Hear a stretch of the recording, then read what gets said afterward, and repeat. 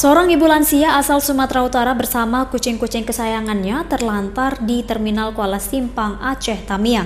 Ia diturunkan karena tidak ada angkutan dari provinsi lain yang dibolehkan masuk ke Aceh karena pemberlakuan larangan mudik. Seorang perempuan lansia bernama Syakila, 68 tahun, warga Kota Medan, Sumatera Utara, hanya pasrah bersama kucing-kucing kesayangannya terlantar di Terminal Kuala Simpang, Aceh, Tamiang. Akibat diturunkan karena pemberlakuan larangan mudik, sehingga tidak ada angkutan yang menuju ke Banda Aceh. Ibu lansia ini membawa sejumlah kucing peliharaannya sedang dalam perjalanan menjenguk anaknya yang sedang sakit di Kota Banda Aceh.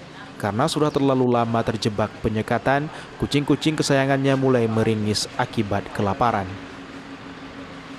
Rasa haru serta terkejut warnai raut wajah perempuan renta ini menerima kiriman makanan kucing kesayangannya dari seorang petugas kepolisian yang juga menjabat Kapolsek Kejuruan Muda, Ibda Yose Rizal, yang bertemu di pos perbatasan Semadam.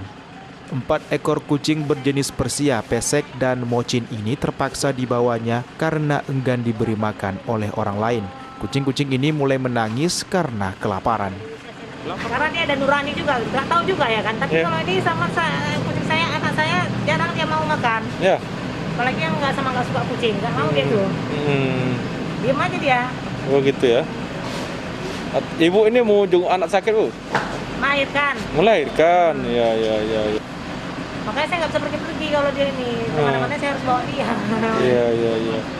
Iya, ini insya Allah mudah-mudahan. Udah berapa lama di sini, Bu? Udah lama lah. Dari jam 4 pagi tadi? Iya.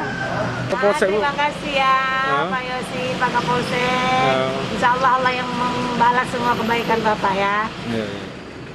Surat edaran pemberlakuan larangan mudik dikeluarkan pemerintah Aceh untuk mengantisipasi penyebaran COVID-19 yang mulai kembali meningkat di Aceh dengan melakukan penyekatan di sejumlah kabupaten kota yang berbatasan dengan Provinsi Aceh dan Sumatera Utara.